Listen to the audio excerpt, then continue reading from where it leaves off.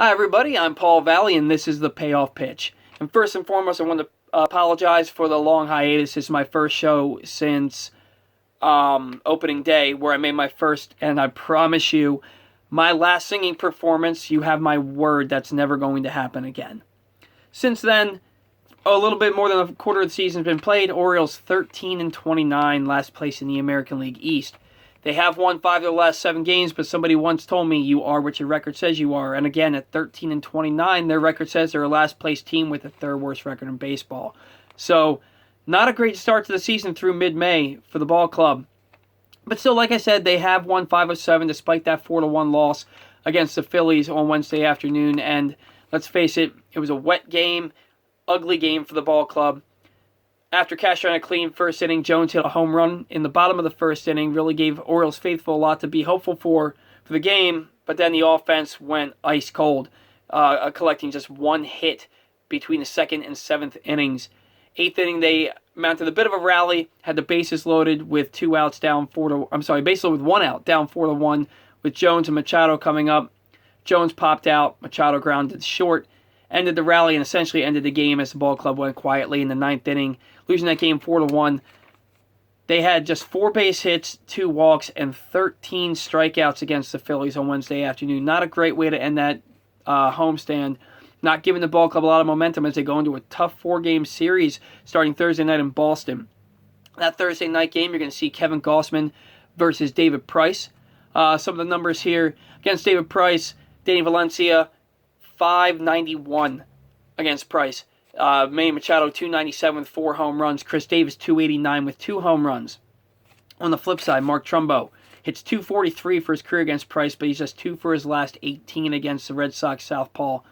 And despite Price's .484 ERA this season, I would not be surprised in the least to see Trumbo get the day off on Thursday night, at least the first part of the game while Price is in the ball game. We expect to see Joey Rickard, who's 3 for 9 against Price. I expect to see him in right field. I expect to see Danny Valencia DHing and Jace Peterson at third base.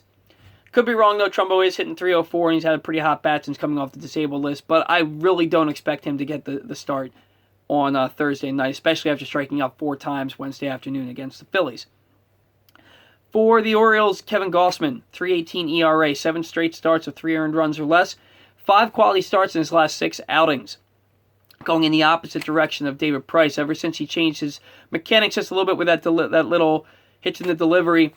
Really pitching like that first-round pick the Orioles made him several years back. So, against Gausman, not a lot of success for Boston. Mookie Betts hits .414 with 4 home runs against him. 3 home runs against him. Small sample sizes for a couple of the other guys. J.D. Martinez, 4 for 7. That's a .571 clip. Andrew Benintendi, .333, but just 3 for 9. So again, not a great sample size. Not a lot of success throughout the rest of the Red Sox lineup against Gausman. So could give the Orioles a potentially get off to a quick start with this series. Hopefully get Game 1, because Game 2, you're looking at Alex Cobb versus Drew Pomeranz. And Orioles hitters against Drew Pomeranz, just .234 with 1 home run. And you're not going to mishear this, just 2 RBIs as a ball club against Pomeranz. They combat with Cobb, who's 0-5 with a .706 ERA. His first start as an Oriole came back on April 14th against the Red Sox. Lasted just 3 2/3 innings, allowing 10 hits, including 2 home runs, 8 runs, 7 earned. Terrible start to the season for Cobb. But we're looking at a different pitcher than the Cobb that we saw back then. He was 1 out away from his 3rd consecutive quality start on Saturday when the rains came. He had retired 7 batters in a row. His pitch count was sitting in the mid-60s, about 65, 66 pitches when they had an hour and 19-minute rain delay, which essentially knocked him out of the ball game. Still, though, Red Sox hit .320 with 3 home runs and 17 RBIs against Cobb. So, could be a long night Friday in Boston for the Orioles, or it could be a reverse lock. I'm looking more towards the former than the latter, though. Then on Saturday, Dylan Bundy is taking on Rick Porcello. Rick Porcello, 5-1 this year with a really solid ERA. Really having a turnaround season after he led the majors in losses in 2017. So, having a nice season for Porcello. Orioles hitters, Manny Machado, Jonathan Scope, Mark Trumbo. The lowest average between the three of them against Porcello was 320 for Mark Trumbo.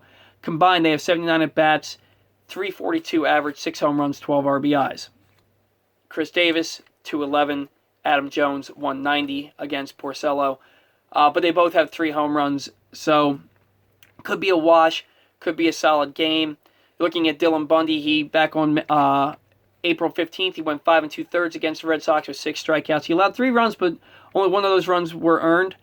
Bundy, in his career against the Red Sox, he allows a 284 average with 7 home runs and 19 RBIs. So they hit him. There's no getting around it. They hit him. But he's coming off that 7-inning, 2-hit, 0 earned run performance against Tampa Bay back on Mother's Day. He discovered there was a little bit of a flaw in his mechanics and his delivery. Really worked on it in between starts, and it showed as he came out. And after allowing 19 runs in 9 innings covering his previous 3 starts, again, he went 7 shutout innings on just 2 hits. Allowed 4 walks, but I think that he'll bounce back from that. And then on Sunday, Orioles don't have a starter announced yet. It could be Miguel Castro. It could be David Hess, who made his Major League debut back on Saturday against the Rays. He went 6 innings, allowing 3 earned runs, but all 3 earned runs came on 4 hits in the first inning, and he really locked it down from the second inning on. So it could be David Hess, could be Miguel Castro, who certainly has earned a look. They got to have somebody come in for Chris Tillman, who he doesn't have it anymore. I mean, he's done. But that's neither here nor there. They're going to face Eduardo Rodriguez on Sunday, who actually has more starts against Baltimore than any other team in his young career, which is only fitting considering that the Orioles are the team that traded him to the Red Sox for Andrew Miller, if you recall, back in 2014. Young lefty prospect, the Orioles needed a reliever to help him make a postseason push. Miller did the job, but they lost Rodriguez. Fortunately for the Orioles, unfortunately for the Red Sox, Rodriguez hasn't lived up to the billing. Career ERA approaching 4.3. In those 11 starts against the Orioles, he's 4-5 with a 4.35 ERA. Allowed 8 home runs in 60 innings pitched. So some success, some failure. Certainly hasn't been the pitcher the Red Sox thought they were getting in return for Andrew Miller. But, he's still young, and he could still prove to be something. Right now, he's a back end of the rotation starter rather than a top end that people thought he might become. So we'll see if it's going to be Hess or Castro to face Rodriguez on Sunday. My gut's telling me that it's going to be Hess, but we'll see. That's going to do it for me. I appreciate you all tuning in. You keep watching. I'll keep producing. You can go ahead and head on over to UtahStreetReport.com. You can read my content over there. My most recent article was about Chris Tillman and how he and the Orioles should probably part ways. And again, thanks for watching. I certainly appreciate it. And as always, till next time, go O's.